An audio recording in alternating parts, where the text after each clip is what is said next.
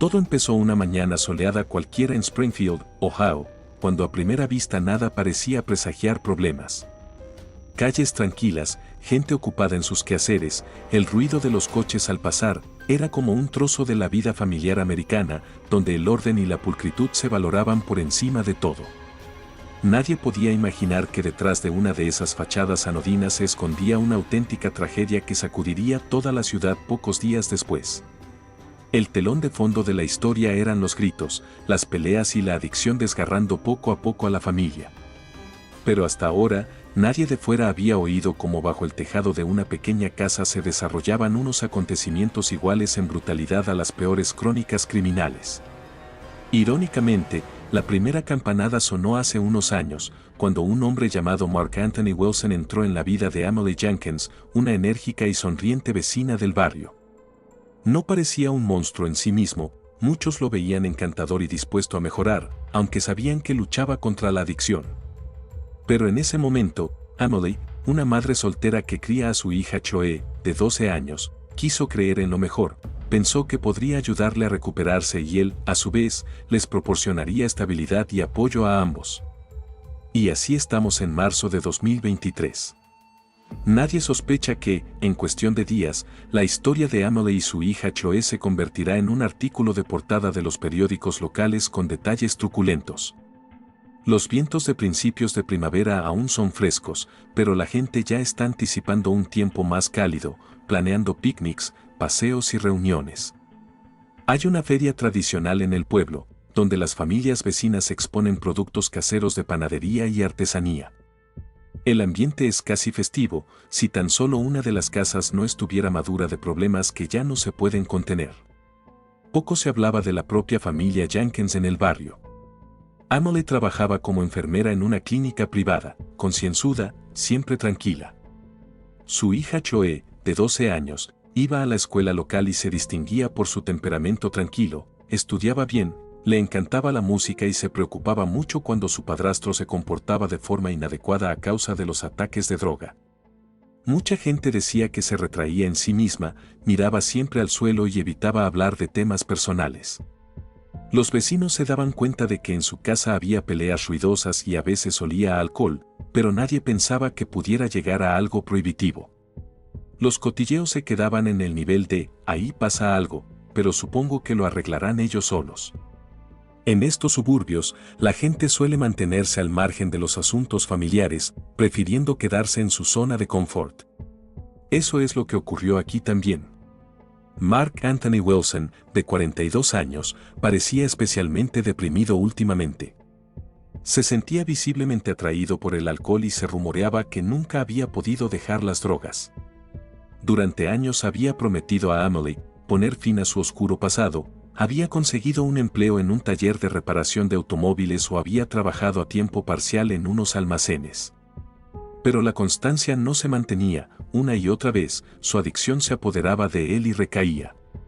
Emily creía que encontraría la fuerza para superar esta debilidad por el bien de Choe, que deseaba sinceramente que la casa se tranquilizara. Pero la adicción es un enemigo insidioso, y si una persona no está dispuesta a tratarse en serio, tarde o temprano se derrumba. Y en los momentos de ruptura puede volverse imprevisible y cruel. La noche del 8 de marzo, justo antes del día de la tragedia, Mark fue visto cerca de un bar local. Parecía acalorado, gritando algo inarticulado, mencionando una vida desordenada y supuestamente algunos problemas financieros. El camarero recordó que Mark le había suplicado literalmente que le sirviera otra copa, quejándose de que nadie en casa le entendía. Los clientes habituales del local fingieron no oírle. Luego desapareció sin pagar su último pedido. Emily estaba de turno en ese momento y Choe estaba en casa de su vecina haciendo los deberes. Nadie podía imaginar que a la mañana siguiente, al volver del turno de noche, Emily se encontrará en la misma casa, que ya se convertirá en el escenario de un atroz crimen. Sin embargo, los acontecimientos clave comenzarán un poco antes, cuando Mark regresa a casa en estado de embriaguez y ve allí a Choe. Estos detalles se conocerán mucho más tarde, cuando la policía comience a restablecer la cronología.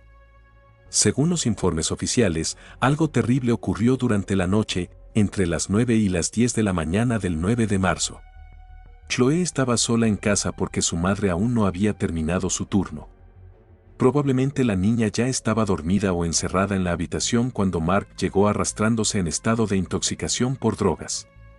Nadie conocía la secuencia exacta de las acciones antes de los interrogatorios, pero al final los expertos e investigadores coincidieron en la versión de que Mark atacó repentinamente a Chloe, mostrando no solo agresión física, sino también sexual.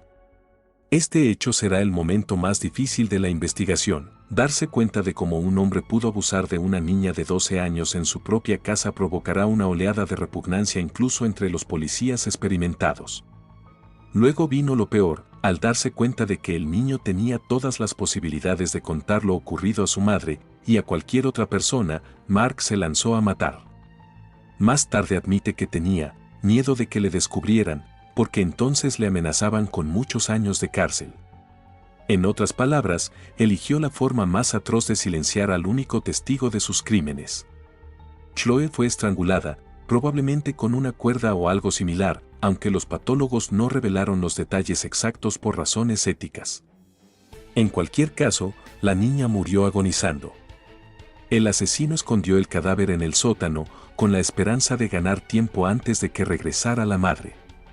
Se desconoce lo que pasaba por la mente de Mark en ese momento, pero lo que es seguro es que su estado de pasión, alimentado por el alcohol y las drogas, le había convertido en un hombre sin rastro de conciencia. Mientras tanto, las calles de Springfield permanecían tranquilas, como si nada hubiera pasado. La gente paseaba, iba a trabajar, los autobuses escolares dejaban a los niños. Nadie sabía que en una de las casas yacía el cuerpo sin aliento de una niña inocente. Y su madre, Emily, desprevenida, estaba terminando sus asuntos, esperando volver a casa y, como siempre, hacer las tareas habituales. Pero toda su vida, y la vida de cualquier mujer que se enfrente a una historia así, estaba ya condenada a un terrible desenlace. Aquí empieza lo más truculento, que desembocará fácilmente en las estadísticas criminales del estado de Ohio y dará que hablar sobre la necesidad de una mejor protección de mujeres y niños. Emily Jenkins llegó a Springfield hace unos 10 años, cuando decidió establecerse cerca de su única hermana, que por aquel entonces vivía en una ciudad vecina. Pero al cabo de un par de años, la hermana se mudó y Emily y la pequeña Chloe se quedaron aquí, enamorándose del ambiente tranquilo y de la amabilidad de los vecinos. Trabajaba como enfermera en una clínica privada, un trabajo duro, pero que le permitía alimentar a su hija y mantener la casa en orden. Antes de conocer a Mark, no había tenido una relación seria desde que se divorció del padre biológico de Chloe, que acabó desapareciendo en algún lugar del sur del país. Quizá por eso intentó no ser demasiado cautelosa cuando conoció a Wilson. Sentía que Chloe necesitaba un ejemplo masculino, y ella misma hacía tiempo que se merecía algo de calor. Por desgracia, el destino le deparó frío de verdad en lugar de calor. Sobre Marco Antonio Wilson hablaba de otra manera. Algunos han recordado que no era un mal mecánico y que intentó sinceramente dejar la bebida. Otros le reprochaban sus frecuentes averías y su peligroso temperamento, que se manifestaba cuando tomaba sustancias ilegales.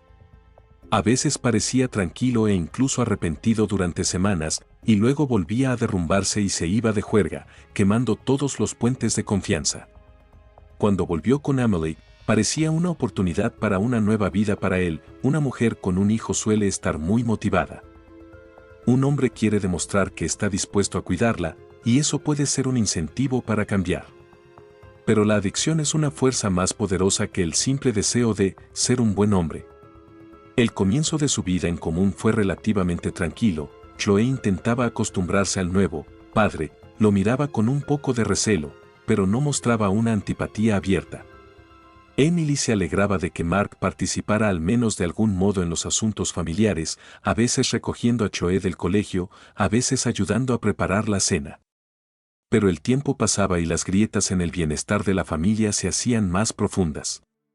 Emily oía cada vez más insinuaciones de Chloe de que su padrastro a veces era demasiado malo o asustadizo, cuando su madre no podía verla. La niña se quejaba de que su mirada se volvía extraña y de que le aparecían rayas rojas bajo los ojos. Emily sabía que eso podía ser síntoma de haber bebido algo más fuerte que el alcohol, pero intentó hacer la vista gorda con la esperanza de que se le pasara. Los escándalos eran cada vez más fuertes y frecuentes, pero normalmente se referían al dinero y a la falta de trabajo de Mark. Hace unos meses, sin embargo, Emily empezó a notar que miraba a Chloe de forma desagradable, sobre todo cuando la chica estaba en pijama o con ropa de casa. Se sentía incómoda, pero no se atrevía a acusarle sin pruebas. Se lo quitó de encima, sugiriéndose a sí misma que solo era paranoia. Mientras tanto, sus amigas del trabajo la instaban a ponerse seria, aconsejándole que acudiera a un consejero o incluso a la policía si sospechaba de violencia doméstica. Pero Emily, como acorralada en un rincón, todo lo posponía, convenciéndose de que el niño está bajo su protección y es improbable que ocurra. Chloe, sin darse cuenta, estaba cada vez más retraída. No era amiga de casi nadie en el colegio, intentaba volver a casa más rápido para evitar las burlas de sus compañeros, corrían rumores sobre su complicada familia. Los profesores a veces le preguntaban si le pasaba algo, pero ella se callaba. Nadie estaba preparado para la idea de que alguien cercano en estatus fuera capaz de un crimen tan atroz. Incluso cuando aparecieron moratones en la propia Chloe, le dijo a su madre que se había caído, sin decir una palabra sobre su padrastro. El miedo a él era más fuerte que cualquier esperanza de ayuda exterior. Y fue la noche del 9 de marzo de 2023 la que lo cambió todo. Según la investigación, fue entonces cuando Mark, al volver de un bar bajo los efectos de las drogas y el alcohol, llevó su crueldad al máximo. ¿Por qué exactamente en ese momento estalló y cometió actos violentos contra su hijastra sigue siendo objeto de especulación? Quizá estaba desconectado de la realidad. Tal vez había una antigua lujuria en su interior que estaba reprimiendo. En cualquier caso, el chico no pudo defenderse. Los forenses confirmarán más tarde signos de palizas y señales evidentes de violación. Y el propio Mark admite, sí, lo hice, no pude controlarme. Pero solo sonará arrepentimiento formal tras la detención. Después vino el infierno para Chloe, un horror que no hay palabras que puedan cubrir. Cuando se dio cuenta de que su padrastro intentaba estrangularla, probablemente soltó un grito silencioso. Pero la casa estaba en medio de la nada, los vecinos no la oían y su madre estaba trabajando. Mark no dudó en terminar el trabajo. Luego arrastró el cuerpo de la niña hasta el sótano, la habitación donde solían guardarse las herramientas, y cerró la puerta de un portazo, dejándola allí. La horrible realidad de lo que había hecho podría haber hecho temblar su cuerpo, pero estaba demasiado preocupado pensando en cómo no dejarse atrapar. Se revolvía por las habitaciones, intentando limpiar los restos de sangre. Todo esto sucedía mientras el sol salía por las ventanas y la ciudad se preparaba para otro día normal. La mañana del 9 de marzo, Emily se apresuró a llegar a casa tras terminar su turno de noche. Aún no había calentado fuera, pero ya podía sentir que se acercaba la estación del cambio de tiempo. Entró en casa con la esperanza de que Chloe se estuviera preparando para ir al colegio y Mark estuviera fuera o durmiendo. Lo primero que la alertó fue el inusual silencio. Normalmente, a esas horas su hija ya estaba preparando la mochila, sacudiendo los platos en la cocina, preparando un desayuno rápido. Pero la casa estaba en silencio. Llamó a Chloe, pero no obtuvo respuesta. Mark apareció de la otra habitación con el rostro desencajado. Estaba extrañamente agitado, esquivando las preguntas sobre su hija como si no pudiera oírla. Al darse cuenta de que algo iba mal, Emily corrió por las habitaciones en busca de Chloe. El dormitorio de la niña estaba vacío, la cama desparramada, sus pertenencias no aparecían por ninguna parte. El pánico se apoderó de Emily. Se volvió hacia Mark gritando, ¿dónde está Chloe? ¿Qué ha pasado? Pero el hombre solo la miró furioso, diciendo, déjame en paz. No tengo por qué decírtelo. Entonces decidió registrar toda la casa. En el sótano, la puerta no cedía al principio, como si alguien la hubiera atrancado desde el otro lado. Finalmente, encontró un cajón abierto a empujones y, tirando de él, entró. Para su horror, vio una figura sin vida tendida en el suelo, envuelta en una especie de tela. Emily corrió hacia el envoltorio, lo desenvolvió y reconoció que era su hija. La visión fue tan impactante que gritó con todas sus fuerzas. Cuando se dio cuenta de que la niña no respiraba, Emily sintió un dolor inimaginable al principio, y segundos después la rabia empezó a bullir en su interior. Pensó que el único asesino posible era Mark. No tenía ni idea de cómo podía rebajarse a algo así, pero los hechos estaban claros. Temblando de dolor y rabia, Emily se levantó con la intención de llamar a la policía o enfrentarse personalmente a la escoria que había acabado con la vida de su hija. Pero, al parecer, Mark se había adelantado a la escena. En cuanto salió corriendo hacia el salón, se abalanzó sobre ella, propinándole una lluvia de puñetazos.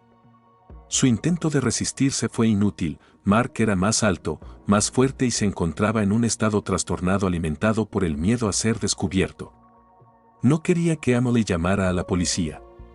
Tal vez vio que no tenía más remedio que eliminarla a ella también. En un arrebato de locura, asestó varios golpes contundentes, golpeando a su mujer hasta dejarla literalmente inconsciente. Pero no fue suficiente. Agarrando un cuchillo que estaba sobre la mesa de la cocina o guardado en un cajón, no hay información exacta, Mark descargó una andanada de más de 30 golpes sobre Emily. Este acto bestial conmocionó entonces incluso a los forenses que habían visto todo tipo de cosas. Emily no tenía ninguna posibilidad de sobrevivir a la lluvia de heridas. Todo fue rápido y sangriento, y la casa se llenó de olor a muerte. Cuando la víctima dejó de moverse, Mark, ahogado por la excitación nerviosa, se dio cuenta de que la casa se estaba convirtiendo en la escena de un crimen, con dos víctimas que yacían muertas, madre e hija. Fue entonces cuando, al parecer, intentó cubrir sus huellas, pero no tuvo valor para deshacerse por completo de los cadáveres. Dejó a Chloe en el sótano y arrastró el cuerpo de Emily hasta el dormitorio, cerró la puerta de un portazo y probablemente empezó a pensar qué hacer a continuación. Durante el resto del día del 9 de marzo, la casa permaneció cerrada. Los vecinos no notaron ninguna actividad, salvo que alguien oyó ruidos apagados al pasar, pero no les prestó atención.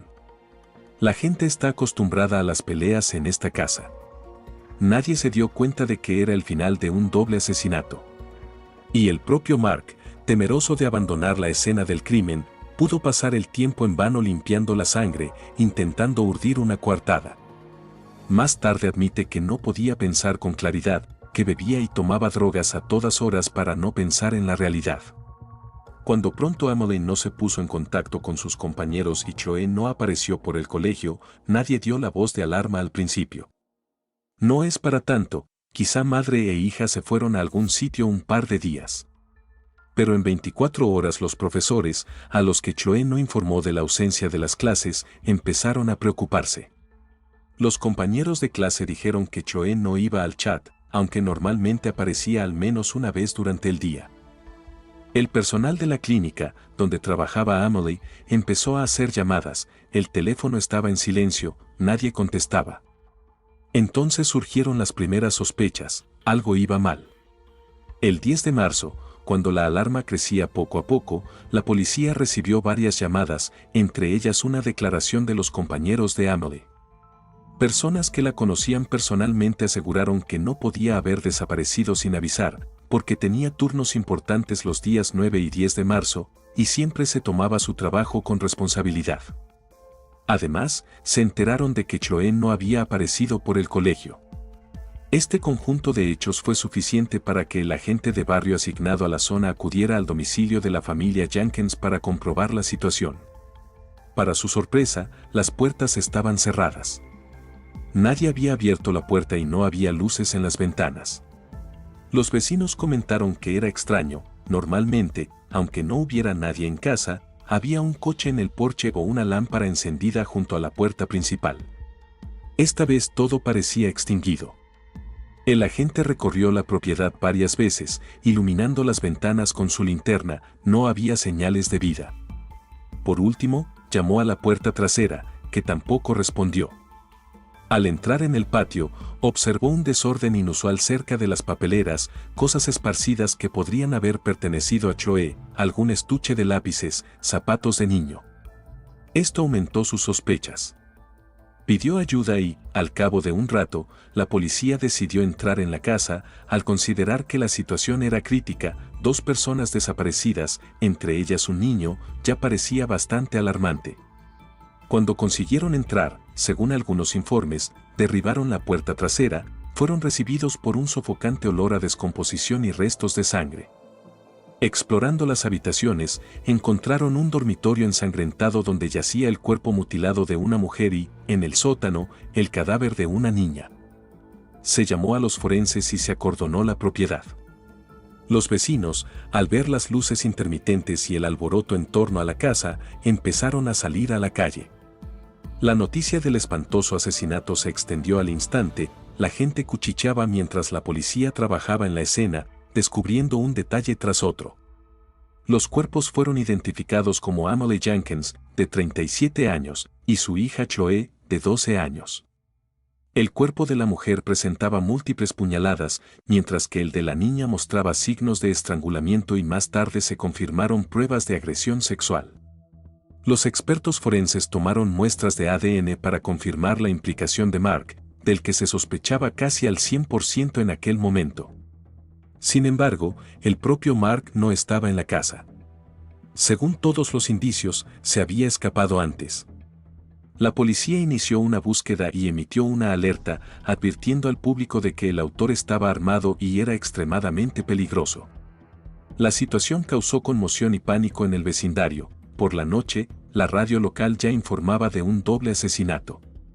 Las personas que podían conocer a Mark dieron a la policía descripciones de su comportamiento y sus hábitos, dónde podía estar escondido, qué bares frecuentaba.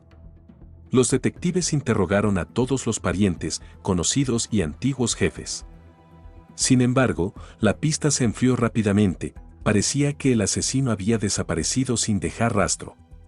Mientras tanto, los expertos en la casa intentaban recoger el máximo de pruebas: huellas dactilares, restos de sangre, posibles señales de lucha. Quedaron salpicaduras en las paredes y el cuerpo mutilado de Chloe en el sótano. Ninguno de los presentes pudo contener sus emociones al ver lo cruelmente que habían tratado a la niña. Al segundo día del hallazgo de los cadáveres, la policía amplió la geografía de la búsqueda. Los vecinos que querían ayudar se implicaron. La gente colocó octavillas con la foto de Mark y pidió cualquier información sobre su paradero. Las redes sociales se llenaron de mensajes indignados pidiendo que no se permitiera al autor huir a otro estado. Sin embargo, Mark permaneció fuera del radar. Se rumoreaba que podría haber huido en busca de traficantes de droga que conocía o fuera de Ohio. Pero los detectives tenían una pista: descubrieron que probablemente se encontraba en un terrible estado mental y no podría ir muy lejos sin dinero y apoyo. Se revisaron muchos edificios vacíos, sótanos y moteles donde podría estar escondido. La familia de Amelie, que vive en otra ciudad, llegó a Springfield sin poder creer lo que había ocurrido. La hermana de Amelie lloró ante los periodistas, instando a la comunidad a unirse y atrapar al monstruo que acabó con la vida de su sobrina y su hermana. La gente del pueblo se solidarizó, pero también sintió miedo. Con el autor suelto, nadie es inmune. La policía recibió decenas de llamadas falsas informando de que se había visto a un hombre sospechoso en algún lugar y se vio obligada a comprobar cada una de esas señales. La situación estaba caldeada al máximo. Quedaba por saber si Mark había intentado suicidarse. Al fin y al cabo, la conciencia y el miedo pueden llevar a un hombre a tomar medidas extremas. Algunos creían que, tras darse cuenta de la gravedad de lo que había hecho, se entregaría voluntariamente con la esperanza de obtener clemencia. Pero no se podían hacer predicciones exactas. Mientras tanto, los expertos establecieron que los asesinatos se habían producido hacía aproximadamente un día, y Chloe probablemente murió incluso antes que su madre. Los motivos eran cada vez más claros. Tras la violación, se dio cuenta de que la chica contaría toda la verdad, y al eliminar a Chloe, sabía que Amelie no lo aceptaría y llamaría a la policía. El final resultó ser un doble asesinato que todo el cuerpo de policía de Ohio estaba ahora ansioso por resolver.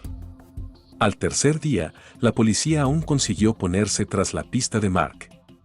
Según el gerente de un motel barato, un hombre que se parecía a él había alquilado una habitación para pasar la noche, pagando una pequeña cantidad en efectivo.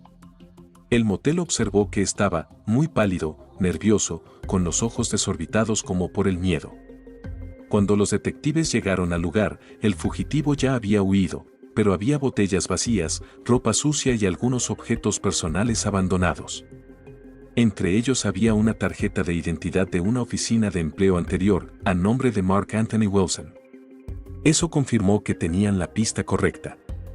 Los forenses se llevaron los objetos para examinarlos, con la esperanza de que pudieran contener restos de sangre o ADN. El objetivo se perfilaba: atrapar al asesino antes de que pudiera cruzar la frontera estatal. Se tomó la decisión de cerrar las principales autopistas que salían de Ohio. La policía de carreteras, el FBI y las unidades locales se unieron para bloquear las rutas de escape. Pero a Mark le quedaban docenas de carreteras comarcales por las que era fácil no verle. Los habitantes de los pueblos pequeños, tras haber leído sobre la investigación en las noticias, se volvieron vigilantes y llamaban al 911 a la menor cara sospechosa. Unas horas después del registro del motel, la policía recibió una llamada del empleado de una gasolinera de carretera que identificó por una fotografía a un hombre que había entrado a comprar cigarrillos y estaba nervioso por pagar con un billete arrugado de $5. La gasolinera estaba cerca de una de las principales autopistas, en la salida de Springfield. Se describió al hombre como conductor de un coche, aunque Mark no había tenido vehículo propio anteriormente. La policía sospechaba que podía haber robado el coche viejo de otra persona o tomado prestado uno de un conocido. Con patrullas en la gasolinera, los detectives trataron de encontrar testigos que hubieran visto la dirección en la que se había alejado el autor del robo. De las pocas descripciones recogidas, parecía que se había dirigido hacia el oeste, hacia la autopista de Springfield. Inmediatamente se avisó a todas las patrullas de la zona y se inició una persecución, pero finalmente el coche en el que supuestamente viajaba Mark nunca fue encontrado. La pista se perdió. En la ciudad corrió el rumor de que se había saltado los cordones policiales, estaba colocado y dispuesto a todo. La gente cerraba las puertas con llave y evitaba que sus hijos salieran solos. Los canales de noticias se llenaron de titulares sobre el espantoso asesinato de una madre y su hija, y la búsqueda de un criminal especialmente peligroso. Esa misma noche, sin embargo, la policía recibió inesperadamente otra llamada. Un vecino de las afueras de Springfield afirmaba que un hombre desconocido, aparentemente ebrio, estaba durmiendo en su cobertizo. Apareció allí, posiblemente mientras el propietario estaba trabajando, y ahora tienen miedo de echarlo porque el hombre parece amenazador. Los perros del vecino ladran, presintiendo la presencia de un intruso. La policía acude inmediatamente y rodea la propiedad. Usando un altavoz, pidieron al hombre que se rindiera. Se oyeron ruidos, estruendos en el interior. Finalmente, derribando la puerta, los agentes de la ley irrumpieron y encontraron a Mark tendido en el suelo, probablemente bajo los efectos de las drogas, murmurando algo sobre el final del camino y, al parecer, sin intentar ya resistirse.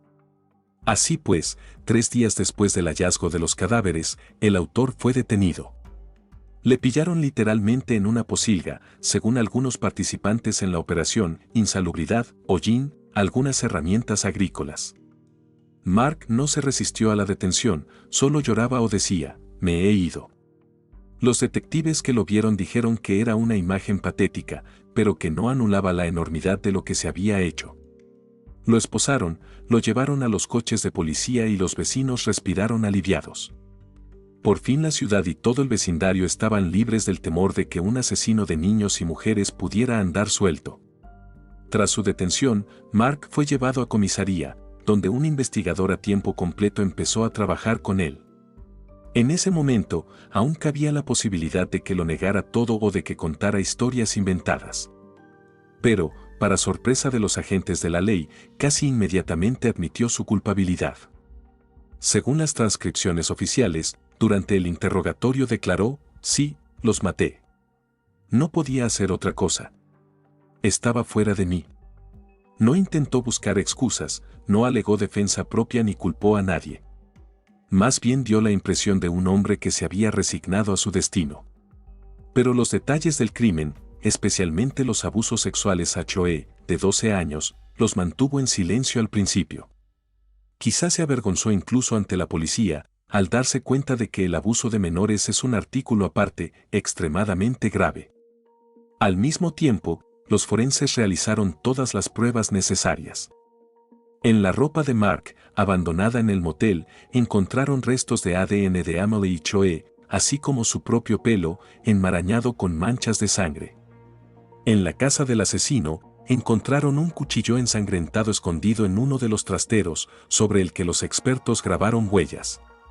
Además, el análisis toxicológico de la sangre del sospechoso mostró la presencia de residuos de metanfetamina, alcohol y posiblemente opiáceos. Los detalles exactos no se publicaron, pero se mencionaron durante el juicio. No cabía duda, el delito se cometió en un estado de intoxicación por drogas extremadamente agresivo. Sin embargo, esto no atenuó la culpabilidad a ojos de la ley. Según se desprende de conversaciones posteriores, unas horas antes del asesinato Mark había ingerido algunas drogas ilegales y también había bebido una importante dosis de alcohol fuerte. Volvió a casa y encontró a Choe intentando esconderse en su habitación, pero no pudo evitar el encuentro. Lo que ocurrió pertenece ya a la categoría de las escenas más atroces. Según sus propias palabras, perdió los restos de su mente y cometió un acto de violencia contra la chica, y luego tuvo miedo de que ella se lo contara a su madre y decidió matarla. Esto será escuchado en el juicio como la prueba más clara hasta ahora de que sabía lo que hacía y actuó con intención directa. Cuando Amelie regresó, se dio cuenta de que lo que había hecho era el final de su vida, de que todo saldría a la luz de todos modos, así que decidió cometer un segundo asesinato. La explicación fue breve: no quería ir a la cárcel por abuso de menores, una motivación tan ridícula y cruel que ni los investigadores ni el jurado pudieron escucharla sin repugnancia. Había atenuantes en el caso, como su adicción a las drogas, su infancia difícil y sus problemas de salud mental, pero el nivel de crueldad demostrado con personas indefensas pesaba más que cualquier posible compasión. Durante los interrogatorios iniciales, el comportamiento de Mark fue a veces apático y a veces agresivo. Uno de los momentos más duros fue cuando confesó los detalles del ataque a Choe. Después de eso, los investigadores cortaron la conversación porque era obvio que ni siquiera los agentes experimentados podían escuchar tales detalles sin estremecerse. Esto va más allá del sentido común, escribió más tarde un agente en un informe. Al mismo tiempo, también se comprobó la versión sobre otras personas implicadas, pero el hecho seguía siendo que todo era obra de un solo hombre, alejado de la realidad bajo la influencia de sustancias y de su propia ira. Mientras se llevaba a cabo la investigación, los cuerpos de Amelie y Choe fueron sometidos a un peritaje independiente para confirmar todo lo dicho. Los resultados fueron espeluznantes para la opinión pública: múltiples puñaladas en Amelie y signos de aparente estrangulamiento en la niña. El 20 de marzo, el caso se acercaba a los tribunales. La ciudad vivía oleadas de indignación, con la gente exigiendo el máximo castigo y pidiendo las penas más duras posibles para tales crímenes. Los medios de comunicación debatieron acaloradamente el hecho de que la mujer y el niño no estuvieran protegidos. Muchos culparon a las imperfecciones del sistema, a la falta de inspecciones a tiempo, quizá a omisiones en las actividades de los servicios sociales. Pero solo quedaba esperar al próximo juicio del asesino, que había admitido su culpabilidad. El juicio comenzó en septiembre de 2023, aunque los preparativos llevaban en marcha desde la primavera. El fiscal de Ohio presentó varios cargos graves contra Mark Anthony Wilson: violación de una menor, asesinato con agravantes, quitar intencionadamente la vida a una víctima vulnerable conocida y un cargo separado de asesinato de una segunda víctima, Amelie, para encubrir un crimen anterior. El abogado de Mark, proporcionado por el sistema estatal, intentó inicialmente apelar a su estado mental y a su adicción a las drogas, pero tales argumentos parecieron impotentes ante el jurado. Las pruebas acumuladas no dejaban lugar a dudas sobre la conciencia y crueldad de los actos. En la primera vista, todos los presentes no pudieron ocultar sus emociones cuando el fiscal describió cómo Mark violó a la niña y luego la estranguló. Esto provocó una oleada de murmullos e indignación en el público. Una madre y su hija son lo más sagrado posible, dijeron quienes conocían a Amelie. Aparecieron familiares de la fallecida, que sollozaban en silencio, sosteniendo en sus manos retratos de Choe. El propio Mark, según constataron los periodistas, estaba sentado con mirada ausente, de vez en cuando miraba al suelo y no intentaba justificarse. Cuando el juez leyó los cargos, se limitó a asentir como si estuviera de acuerdo. En las siguientes vistas intervinieron expertos forenses que presentaron los resultados de los análisis de ADN. Mostraron huellas dactilares que indicaban que Mark no solo había estado en la casa, sino que había participado en el traslado de los cadáveres, y los rastros de sangre sugerían una secuencia de golpes. Especialmente indignante era el hecho de que Chloe había sido agredida sexualmente poco antes de su muerte. Para el jurado resultó decisivo, el delito contra una menor es uno de los más graves de la legislación estadounidense. El asesinato de una segunda persona para encubrir el primer delito también se consideró una circunstancia agravante. En un momento dado, el abogado defensor intentó jugar con el hecho de que Mark supuestamente había tenido un episodio psicótico, que no entendía lo que estaba haciendo. Pero la acusación respondió presentando a un psiquiatra experto, que señaló que la dependencia de las drogas y el alcohol no es una base para eximir de responsabilidad penal. No se encontró ninguna prueba médica objetiva de confusión mental o de un trastorno que lo volviera loco.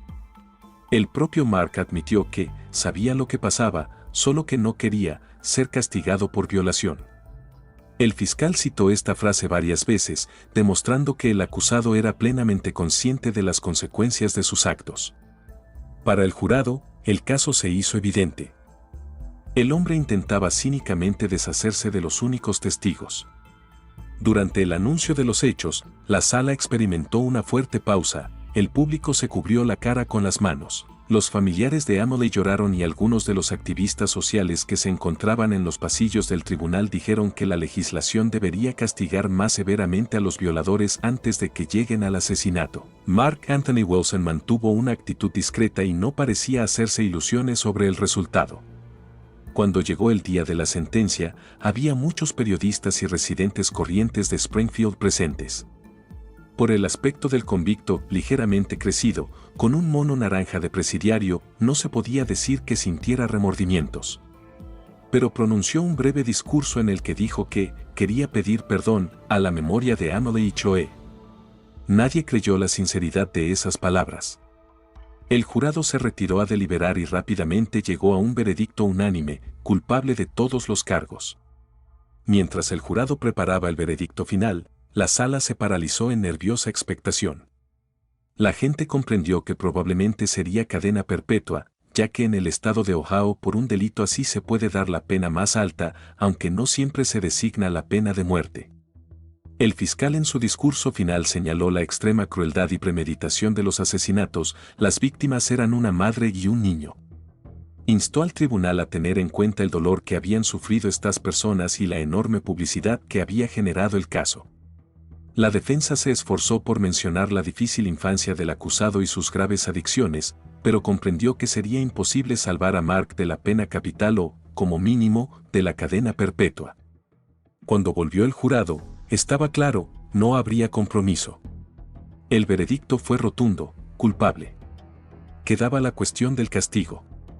El juez, tras escuchar los argumentos de ambas partes, estudió a fondo el material del caso. A la sesión asistieron periodistas, familiares, activistas de la protección de los derechos del niño y simples ciudadanos solidarios que no se mostraban indiferentes ante el destino de Chloe y Amelie. Incluso se recogieron peticiones en la ciudad a favor de las penas más duras. El sentimiento de que debe haber justicia definitiva estaba en el aire. Llegó el momento clave. El juez anunció que, dadas las circunstancias especialmente graves, el asesinato de la niña tras la violación y el asesinato de la madre para encubrir el delito anterior, la única solución adecuada sería la cadena perpetua sin libertad condicional. En esencia, esto equivalía a que Mark Anthony Wilson nunca saldría en libertad. Inmediatamente se oyeron suspiros de alivio en la sala y alguien empezó a aplaudir, pero el juez llamó al orden. Los familiares de Amelie se enjugaron las lágrimas, conscientes de que nada les devolverá a su amada y a Chloe, pero al menos el monstruo pasará el resto de su vida entre rejas. Al dictar sentencia, el juez subrayó que el caso era un duro recordatorio de lo vulnerables que son los niños y las mujeres en situaciones de violencia doméstica cuando el agresor está dentro del círculo familiar. Si el sistema de defensa hubiera funcionado antes, si alguien hubiera prestado atención al peligro a tiempo, quizá la tragedia podría haberse evitado. Pero desde el punto de vista jurídico, el tribunal hizo lo mejor que pudo, condenó a cadena perpetua sin derecho a apelar a la clemencia en el futuro. El propio Mark no parecía sorprendido ni emocionado. Según testigos presenciales, se limitó a tararear. Quizá fuera un gesto de desesperación, quizá un resto de bravuconería. Ya no tenía nada que perder. Pronto los alguaciles le llevaron a una celda, donde esperaría a que se cumplieran más trámites. Así terminó la fase principal de un juicio que había provocado una enorme indignación pública. La reacción en Springfield y más allá fue contundente. Las familias y los padres se escandalizaron de que el autor hubiera conseguido llevar el caso a una conclusión tan sangrienta estando bajo el mismo techo que las víctimas. Los medios de comunicación y las organizaciones locales se preguntaron por qué nadie se percató de las alarmas a tiempo. Pronto se empezó a decir que el colegio podría haberse dado cuenta del estado de Chloe. Los servicios sociales podrían haber advertido los claros signos de comportamiento inestable de la familia y el personal de la clínica donde trabajaba Amelie podría haber advertido las quejas que ella podría haber tenido miedo de expresar. Pero la ayuda debería haberse prestado antes, de lo contrario todo parece un remordimiento tardío. Periodistas de los canales centrales acudieron a cubrir el veredicto, entrevistando a vecinos que dijeron que a menudo oían escándalos en la casa, pero nadie se atrevía a intervenir, porque creían que era un asunto interno de la familia. Este miedo a pisar en el lugar equivocado es a menudo la razón por la que las tragedias relacionadas con la violencia doméstica se ocultan a la opinión pública. La prensa planteó la siguiente pregunta: ¿por qué los adultos no se fijaron en los moratones de Chloe o en el notable descenso de su rendimiento escolar? Era evidente que sufría un estrés constante porque su padrastro la aterrorizaba a ella y a su madre. Al mismo tiempo, personalidades públicas empezaron a hacer campaña a favor de nuevas reformas para prevenir la violencia doméstica.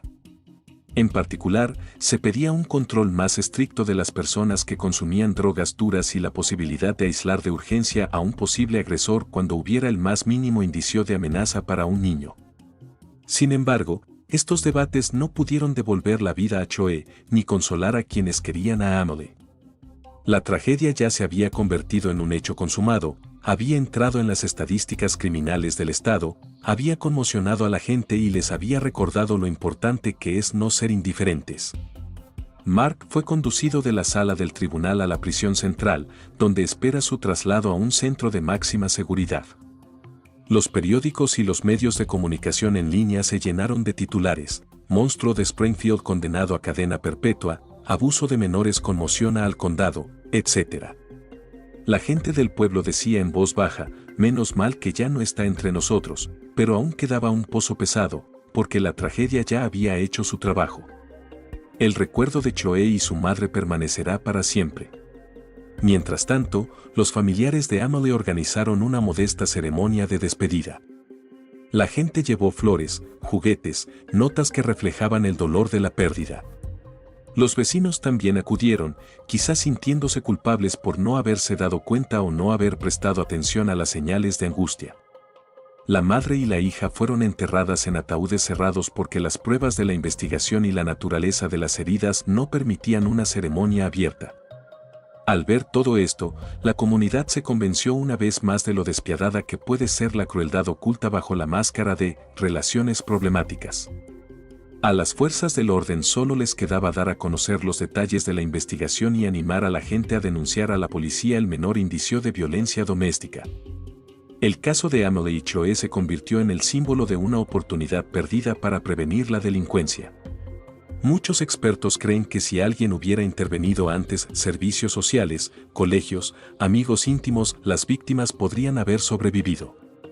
Pero la historia no conoce el modo subjuntivo, la realidad ha demostrado que la indiferencia o el miedo a intervenir conducen a la muerte de inocentes. El 20 de septiembre de 2023, el tribunal puso por fin las cosas en su sitio. a Mark Anthony Wilson, que se había declarado plenamente culpable de la violación y asesinato de Chloe Jenkins y del brutal asesinato de Emily Jenkins, se le anunció su sentencia, cadena perpetua sin libertad condicional. El juez explicó brevemente que un crimen tan grave y atroz no dejaba otra opción. La sala escuchó estas palabras en completo silencio, y solo los familiares de las mujeres asesinadas lloraron en silencio, cogidos de la mano. Cuando Mark fue conducido escoltado a la sala de la prisión, no pronunció una palabra, no intentó pedir clemencia. La familia de Emily y Chloe abandonó la sala en silencio. Minutos después, los periodistas informaron en directo. Se ha hecho justicia. Pero las vidas de una madre y su hija no pueden ser restauradas. En Springfield, y en todo el estado de Ohio, este caso será recordado como uno de los crímenes más sonados de 2023. Con el tiempo, se recordará en boletines, discursos de líderes comunitarios y seminarios de prevención de la violencia doméstica. Pero para la familia Jenkins y sus seres queridos, cualquier palabra sobre la necesidad de una mejor protección llegará demasiado tarde.